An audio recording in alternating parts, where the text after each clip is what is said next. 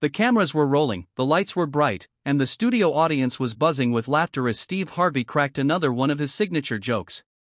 It was supposed to be just another episode of his talk show, funny, lighthearted, and filled with smiles. But Steve had no idea that this particular day would end with him in tears, and that those tears would not be of laughter, but of something far deeper.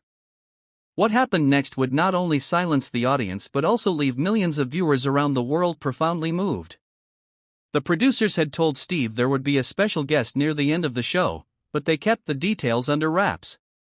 Steve, always the professional, went along with it, expecting maybe a celebrity surprise or a heartfelt reunion. He had seen plenty of those in his career. But when a tall, unassuming man in a suit walked on stage, Steve's usual wide grin faltered. The name announced was John Kennedy, and though the audience clapped politely, Steve's face grew serious. He recognized that name immediately. Years earlier, before Steve had achieved the level of fame he enjoyed now, there was a time when he was struggling, broke, exhausted, and on the verge of giving up. He often told people about sleeping in his car, trying to make ends meet as he chased his comedy dream.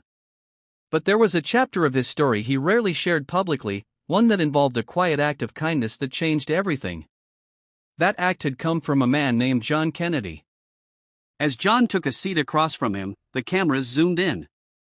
Steve swallowed hard.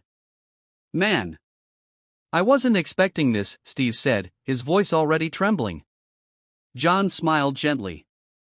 "I know you weren't. But I came here today because there's something I've wanted to tell you for a long time." The audience leaned forward. The atmosphere shifted from laughter to quiet anticipation. John began to speak slowly, his words filled with emotion. "Years ago, when you were struggling, I worked at a little diner just outside Cleveland. I remember you walking in, tired and hungry, but you didn't have enough money for a meal. You asked for just a cup of coffee, and I could see in your eyes the weight you were carrying. That day, I told the cook to make you a full plate of food, and I covered the bill myself. You thanked me, but I could tell you were embarrassed. What you didn't know was that I was struggling too. I didn't have much, but something told me that you were going to make it someday. I wanted to give you a little hope to carry on." Steve's lips parted, his eyes wide. He remembered that moment vividly, but he had never known the man's name. He had carried that memory with him all these years, quietly grateful but unable to ever repay it. The audience was dead silent. A few sniffles could already be heard in the crowd.